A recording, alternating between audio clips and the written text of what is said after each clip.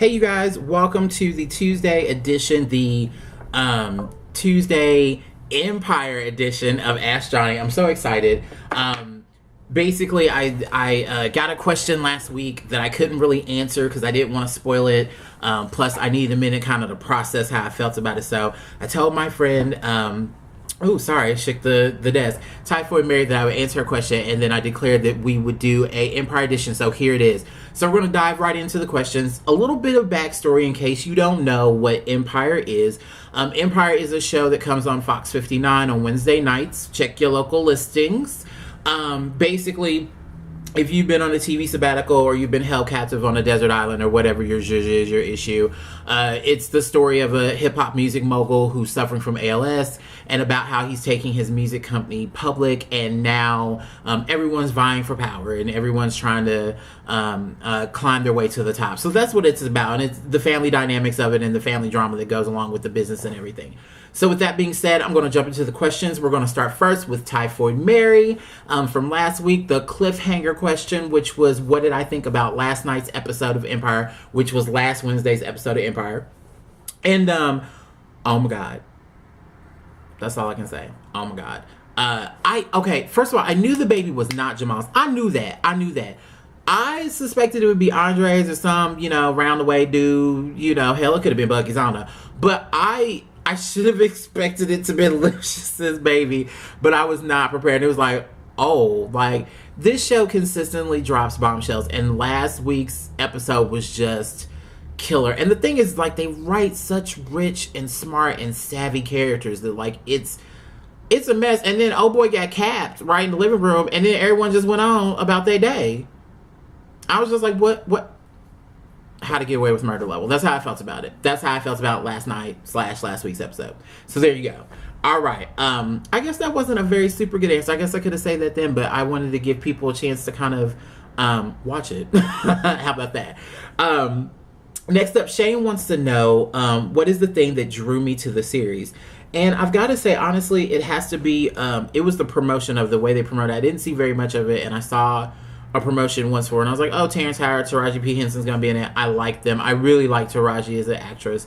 I love her work, so I was like, oh, okay, I'll peep it out. But then they showed the clip of the interaction between the characters of Anika and Cookie at the dinner party, where the conversation is Anika, asks Cookie, does she know what a debutante is? And Cookie replies, yeah, a hoe with a lot of money.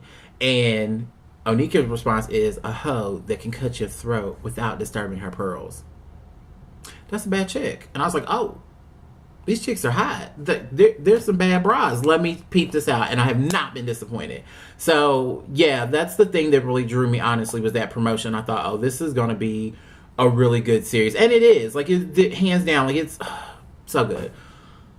Next question. Tuba Dude wants to know, how do you feel about the representation of the African American community in regards to the show Empire? Do you feel it is an accurate or fair assessment of our community and culture? I do. Of course, it's going to be, there's going to be some points that are kind of stereotypical. There's going to be some points that are satirized or sensationalized or taken out of context for the sake of entertainment. Disregarding that, putting all that to the side, I do feel that it is first of all, I feel that it's a great way to show another facet of the African American community, to show that we are successful, to show that we have the same struggles, to show that sometimes our success comes with great prices and heavy burdens and a heavy price, and that it isn't always, we always don't take the right route or the most productive route to get to where we want to be. But more so, it's about the fact that it's not, this story could have been done with a white family, it could have been done with an Asian family, it could have been done with a Latino family, it could have been done with anyone. It's really about showing the human condition, and I feel that it's an accurate representation of not just the African American community and how we could potentially perform in this type of situation or environment, but how anyone can. It's about the human experience and the human condition. So regardless of color, I think the show works. But I do think that it does portray certain things about our community and culture and certain viewpoints that we have. Particularly if you look at things about Jamal's homosexuality, how that's addressed, or and how the father responds versus the mother, and their interactions with one another, and the brothers' interactions with one another because of that. Also, how his relationships are affected because of that, and being a black man and coming from means and things of that nature. But also, too, just kind of our perceptions of other people. Last week's episode, a thing that got me was that I really took to know was that people of color, and I can only speak from the experiences of what I have, but in the black community, we always assume that a lot of us, not everyone, but a lot of us will assume or have the mindset that if someone is white, that they instantly have money, or that they come from means, or that they've had all these opportunities and things. And the reality is that while there is a certain thing as white privilege, we'll discuss that on a later day. I get questions about that all the time. We will address that later, but that are afforded to people that are Caucasian. Also, on the flip side of that too, there are plenty of white men and women that have struggled, that know what real struggle is. And we as a people in general just need to stop assuming that because someone comes from a certain ethnic background, or a certain financial background, or they've had certain opportunities, have been exposed to certain things, that we know who they are and what they're capable of and what they come from, what they've been through, because we don't know. The mixed struggle is real. Okay, the mixed struggle is real for everybody. So I do really appreciate that, and I appreciate the assessment of our community in the show. And do I think it's a fair or accurate one? I think there's points that are accurate and fair, and then there's sometimes that are points that are just, it's part of television. So there it is.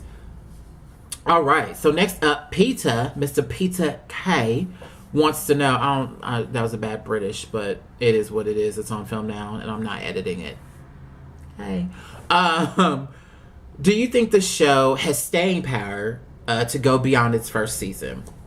And the answer is a emphatic yes, it does.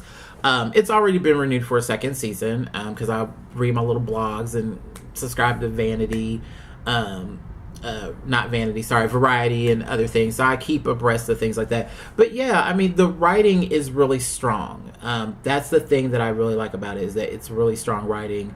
The story is provocative and intriguing, and it keeps you on your toes. And they don't take a long time. They don't drag things out. Like it's resolution flipping into something else. It's a perpetual cycle of action and reaction, which is kind of nice and refreshing. And it doesn't take you. You don't wait 6 weeks to find out that Jamal's not the baby. It only took 2. I can deal with that. And it seemed like a really great progressive order. So yeah, I think for me, it has, not only is it obviously going beyond the first season, but I think it has a good shelf life. It has a long shelf life. So thanks for that question, Pete. Next up, Michelle D wants to know, do you feel Empire has relied or does rely on black star power in order to garner and keep its popularity? No, here's the thing. I think what they've done is, it kind of reminds me of New York Undercover, when they used to always have these musical guests, and they had like Mary J. Blige and all this. So, which interesting sidebar: Malik Yoba, Mary J. Blige, New York Undercover connection. Boom. Gladys Knight on the joint on New York Undercover. Malik Yoba. Boom. Connections everywhere. Love it. But no, I think I don't think it necessarily relies on black star power. I think what it does is it tries to color the world with artists in which Lucius and his family and business partners would interact with. Their hip hop. He's a hip hop music mogul, and there's a lot of black folks in the R&B and hip hop and rap game. There is. Not to say that there aren't, obviously there's plenty of white people that are in that game, and others as well, Asian, Latino, so on and so forth. But it's, and I like the fact that they don't always cast everyone to just be a singer. I like the fact that Jennifer Hudson, while, she does sing and play the piano beautifully in the show, that, she's a musical therapist and she uses music therapy. And so that's what she does. So there's a legitimacy to her being there. It isn't just, let's just get Jennifer Hudson and put her there. When Gladys Knight sings at Bucky's funeral, well, Lucius Lyons obviously would know enough people to get someone of Gladys Knight's caliber to come sing at this man's funeral. So it's things of that nature that I really like and respect, and I don't think that they necessarily use it. I think it's just, it's part of, it makes sense. I think if this was a show about about a suburban black family, you always had these musical guests that were coming on there and, singing for them, or at weddings and all these functions. Every other episode there's a function, and, Gladys Knight and the Pips are showing up, and, whoever, then yeah, I think they would. But I don't think so. Thanks for that question though, Michelle. That's a good question. Next up is Tom Tom. And Tom Tom wants to know, what are your thoughts on Danny Strong writing for a show, with a predominantly black cast, considering that he is Caucasian? For those of you that don't know, Lee Daniels and Danny Strong are the co-creators and writers of the show. Wendy Calhoun, who created Nashville, I believe, but I don't know if she's still working on Nashville or not. But anyway, they're the creative team, the force behind it. Danny Strong, for those of you that think the name sounds familiar, if you were fans of Buffy the Vampire Slayer, the TV show, he played Jonathan. He was the black-haired minion of the three, with Andrew and what's his face, that shot Tara. Yeah. So there's that. But as far as my thoughts, first of all, Danny has been a prolific writer, screenwriter, and has written quite a few things. I was not aware that he wrote The Butler until shortly after The Butler came out, and I was reading something and I saw he had a writing credit, and I was like, oh, he wrote The Butler. Having said that, I don't think there's anything wrong with it. I think it's about writing about the human experience and the conditions that you're under. I think we get caught up on wanting to write, writing a show, a show that is about black people and for black people needs to be written about black people. A show for Latinos need to be written for and about, women, gays, so on and so forth. And I think that while that's helpful and beneficial, at the end of the day, sometimes it's about telling a story. It's about the human experience. We all can relate to the human experience. We're all human, and we've all hurt, we've all cried, we've all been betrayed, we've all been in bad business decisions. It's about the human experience. So I think the fact that, honestly, he's white and he writes for a black show is irrelevant. And also, I don't know his experiences. For all I know, he could have had been exposed to and have seen some very vastly enriching things within the African American community. And so also, as an outsider, sometimes it's easier for you to write with an air of honesty, because I don't think that as people in general, when it comes to writing things for our own people, whether you're black, whether you're white, whether you're whatever your orientation, your ethnic makeup, what your gender, whatever, I don't think we always come to the table with complete open transparency and honesty. I don't think we do. And I think it's a defense mechanism. I think it's a way to protect us. It's a way to keep us sheltered, and just a myriad of things. So yeah, I think it's great that he's writing the show, and obviously other people do too, because the show is wildly successful and he's doing the Thug Fizzle. So good to you, Danny. Keep it up. All right, thanks, Tom Tom. Next up is Paula Patton's twin. My friend, her name is Paula Patton, and she doesn't look like her, but her name is Paula Patton, so that's her. We'll talk about that. Anyway, but Paula's question is, what are your thoughts on the casting of the show? I read an article, actually, not too long ago, that they were looking at like Monique and Wesley Snipes and this, that, and other. And I honestly think that, as I thought about it, I think they were trying to go for the factor that, Monique had just come off the Precious kick a couple years back. And I think that they thought, that would translate well on the small screen. I don't know that it would. I think Monique has a presence and a force about her that would have been a little too much. And I love me some Miss Monique. I do. But I think Wesley would have been okay as Lucius, only because, it's Wesley Snipes, and he to me, he has that air of talent, yet that thin vagueness of arrogance, because he realizes that he has talent. Not that, that's a bad thing that you realize it. You should. But I think some people realize it, and then some people realize it. You know what I mean? So I think they did great. I love the fact that they picked Taraji. I don't know what whoever thought of her, or I just think that was brilliant casting because it's that right level of crazy. It's that level of crazy of crazy fierceness with good intention, heart of gold. It's a nice mixture. It really, really is. She's tough, she's empowering, but she isn't she's loud, but she isn't quote unquote ghetto. You know, I like the fact that she's a force, she's a presence, and you can really feel that. And she also is able to show those really softer sides because she, at the end of the day, is a human being with a lot of facets, and I love that. I love. I think it was just kind of brilliant to put Terrence Howard in there only because him and Taraji had worked together before, and they had that chemistry and rapport, and it reads really well, point blank and period. And as far as the rest of the casting, just they did it. Like, they picked people from Malik Yoba, all the way down to their guest stars such as like Raven Simone and Jesse what's his face that plays Jamal. I mean, they really picked some really talented people, and the fact that they got my girl Caitlin Doubleday to play Rhonda, that's my heart. That's my heart. I love me some Caitlin. So yeah, bravo. Keep making those casting choices, people.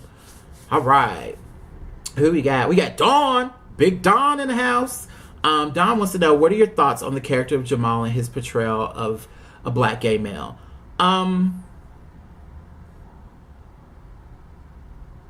I think it's great. I think it's beautiful because it isn't this portrayal of, you know, Hollywood, where are you from Mannequin. It isn't over the top. It isn't this, and no disrespect to Miss J or Derek J or any of the other gay black men that we're inundated with through reality TV and things of that nature. Be true to who you are and be the type of black gay man that you want to be and are comfortable with being. But I feel that Jamal really, the character of Jamal is portrayed in a way that is fresh and vibrant and realistic, and it isn't something that is over the top. He is who he is, and that's that. And I like that they show just the struggle and dynamics that he has to go through within his own family, particularly with his father, more so than anyone else. So yeah, there it is. That's what I think about it. I think it's a really great portrayal. It's better than some that I've seen in years. Not some buffoonery. There you go. Thanks for the question, Don. Thanks, Paula, for your question. I'm trying to thank everyone for their questions, so sorry about that, P girl, but thank you. All right, so next up is Holly, and Holly wants to know what do you think is gonna happen on the season finale? Child, I have no clue. Like, I think it's all bets are off. Like, it's just up in the air. Like, anything could go down.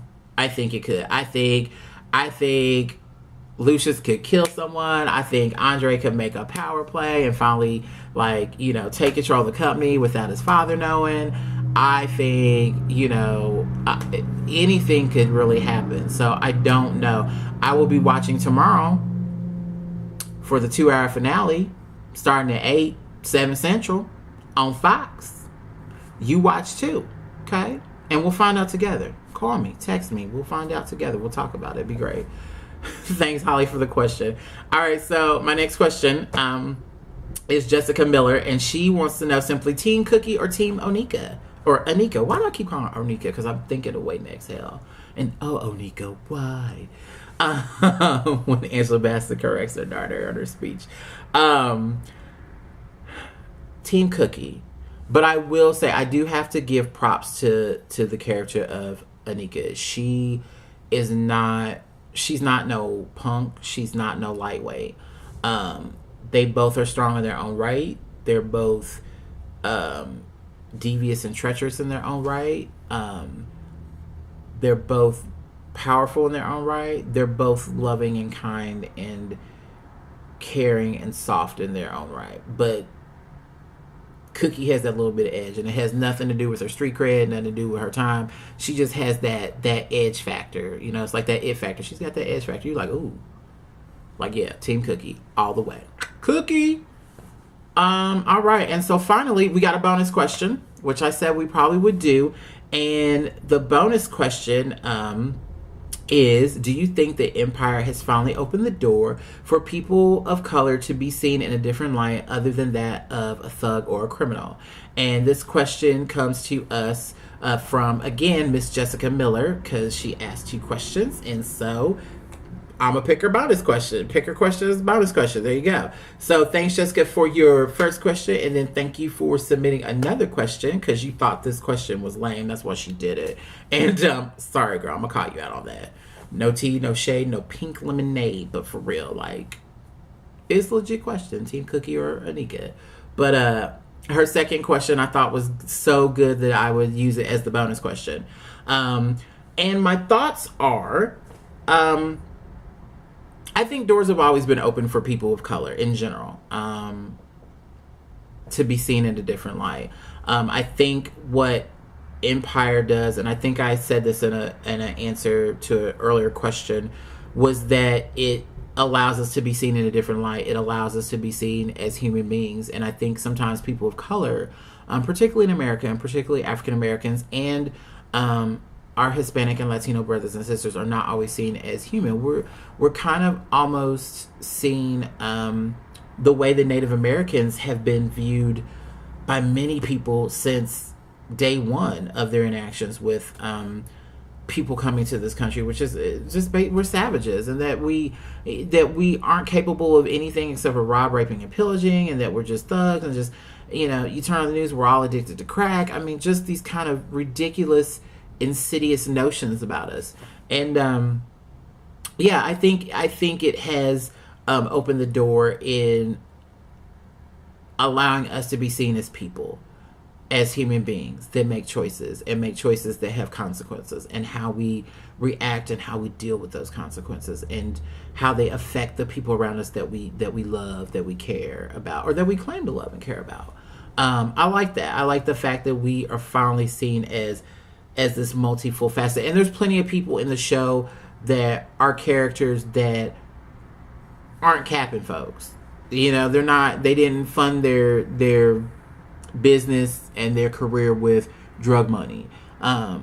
There's plenty of characters that have made good decisions and bad decisions that weren't bad decisions in a demonizing way. They just were poor decisions, you know, based upon there was a better option and they chose this one because they felt it felt right, or what have you. Sorry, y'all, I get parched sometimes up here talking. So yeah, I think it definitely allows people of color in general to be seen in a different light. It allows for us to also be seen in a light of interacting with one another. Jamal and his first boyfriend in the show is a Latino man, and so you get to see that interaction, and so you see a character combination in a relationship that you don't necessarily always see. So there's that. You see, in what I have viewed so far and what I've got out of it, a interracial white woman, black man, where it isn't about her fetishizing her man and her man getting a white woman as a trophy or a status symbol. I don't think that. I think they really do love each other. I think their situation is kind of jacked up, and they play too many reindeer games for me, if you know what I mean. But yeah, because I mean, they power, money, and allure. It's gone to both their heads. But I do think that the show has definitely allowed people of color, and not just people of color, but gay people, fat people, women, men, Gabrielle Sidibe's hair, to be seen in a different light. I mentioned Gabrielle Sidibe's hair because, first of all, she is so beautiful. She's my favorite picture of her ever was the picture of her at the Oscars when she was nominated for Precious. But then she did this black and white photo shoot, stunning. But when she was on American Horror Stories Coven, she was beat beyond capacity. Like, it wasn't 2, it was beyond capacity. She's breathtakingly beautiful, just gorgeous. And it makes me so damn mad they put that child in that blonde hair and did that to her. I'm like, no. She is too beautiful for that. Why?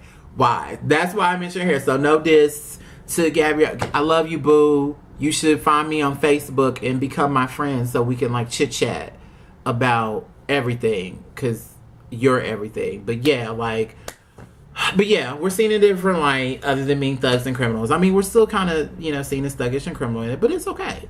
It is, because it's a small part of the whole sum, and I can deal with that. But when it's the entire sum, that's when I have a problem.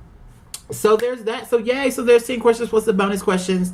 Thank you so much for joining me for Ask Johnny Tuesday. Tune in Thursday on the YouTube channel for Ask Johnny, the Thursday edition. I've gotten a few letters asking some different questions, and I think I actually may just kind of, I don't know, I may pick a particular topic and read one of the letters concerning in that topic, and actually just address that, as opposed to a series of just kind of random questions or a theme show like we did today. So we'll see. So come back in Thursday and find out. Thank you guys so much again for all your feedback, your loving words, your kind words, for submitting questions and for indulging me in this. So until next time, this is Johnny saying that if you have a question to ask, feel free to drop me a line and I might just give you an answer. I'll see you guys next time. Bye.